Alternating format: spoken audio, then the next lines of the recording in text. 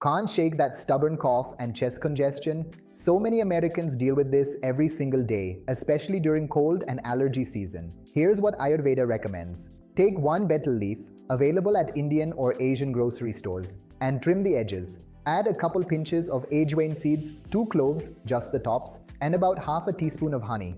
Fold the leaf and place it in your mouth. Chew slowly and keep swallowing the juice. Repeat this for 7 to 8 days if mucus feels stuck in your chest and the cough won't quit. Betel leaf helps thin the mucus, ajwain helps clear congestion, and honey works to soothe your throat. Start today. Your lungs will thank you. And if you want a personal Ayurvedic plan for your cough, comment the word breathe below or follow the link in our profile bio.